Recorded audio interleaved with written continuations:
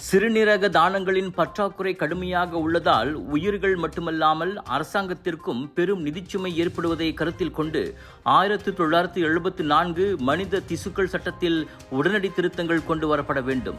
Senator doctor Lingeswaran Arunachalam அதனை வலியுறுத்தியுள்ளார். ஒவ்வொரு ஆண்டும் சுமார் 10,000 புதிய சிறுநீரக செயலிழப்பு நோயாளிகளுக்கு டயாலிசிஸ் தேவைப்படுகிறது. இதன் செலவு 2030 வாக்கில் வருடத்திற்கு 4 பில்லியன் ரிங்கிட் ஆகும் என கணிக்கப்பட்டுள்ளது. 2016 மட்டும் 1.65 பில்லியன் ரிங்கிட் செலவிடப்பட்டது. அதில் 94 விழுக்காடு டயாலிசிஸ் சிகிச்சைக்காக என்றார் அவர்.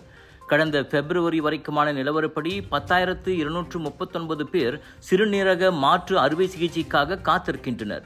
எனவே ஆப்ட் அவுட் கான்சென்ட் முறை மற்றும் எளிமையான தானதாரர் பதிவு செயல்முறைகளை அறிமுகப்படுத்த வேண்டும் என்றும் பினாங்கு சுங்கை பாக்கா மருத்துவமனையின் முன்னாள் இயக்குநருமான டாக்டர் லிங்கேஸ்வரன் வலியுறுத்தினார். அதே சமயம் சிறுநீரக தானம் செய்பவர்களுக்கும் குடும்பத்தினருக்கும் தெளிவான நெறிமுறை மற்றும் சட்ட பாதுகாப்புகள் வழங்கப்பட வேண்டும் என்றார் அவர். உங்கள் சிறந்த ஆரோக்கியத்திற்கு அளவான எண்ணெயுடன் சிறந்த முறையில் தயாரிக்கப்பட்ட சைவம் அசைவத்திற்கும் பொருந்தும் சூப்பர் ஊறுகாய், பச்சை கொடி சிவப்பு மீன் சின்னம் கொண்ட ஸ்ரீ மீனாட்சி ஊறுகாய்.